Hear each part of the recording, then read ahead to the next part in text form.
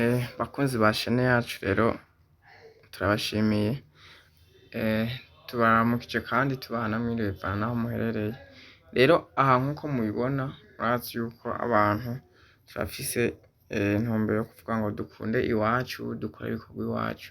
Rero izi nyubako mubona si iz'umuntu ari mu Burundi, ni umuntu agerageza kubaka igihugu ciwe, igihugu c'amavuko, aho mbese ahera kure agakomeza yubaka kugira ngo ageze no ku rwego rw'aho yavukiye ku mutumba. Ziriya nzu mwabona ubwa mbere ni muri Gitega, rero akaba yarubatse ariko arubaka ziriya nzu.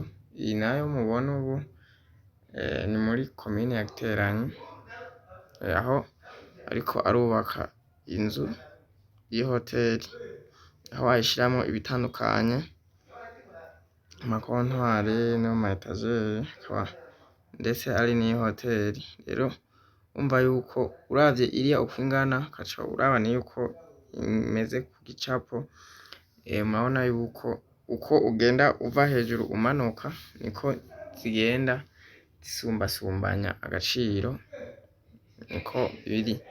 Rero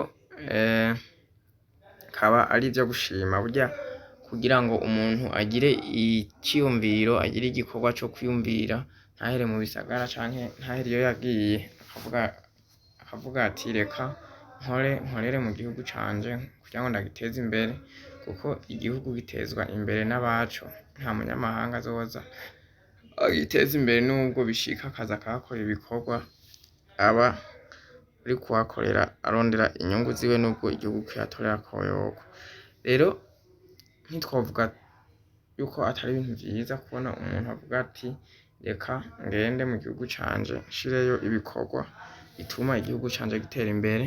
Aho twabetse irya nyubakwa yubatse Gitega, tukaba tubona n'iyi iri muri Giteranyi ku Kizungu, si izo gusa kuko ni nyinshi, tuba twashoboye kubona izo zike. Aho rero bitaherera no ngaho, mbese aho yagiye no ku mavuko araraba ico yoshirayo, araheza aragenda afata intuze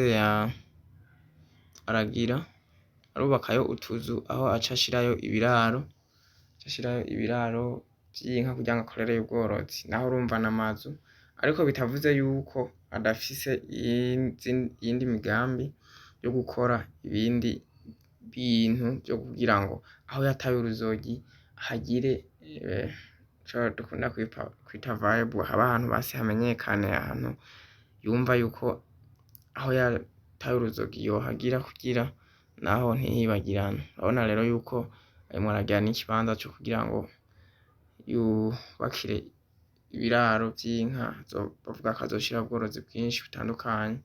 Hariho n'akandi kazu abakozi baba babamwo, urumva yuko aho ni mu Gakono, ahantu bita mu Gakono ku mutumba wa Mihigo, aho yagiye, aho yataye uruzogi. Ati naho sinogenda ntahasize ibikorwa kugira ngo ntihibagirane.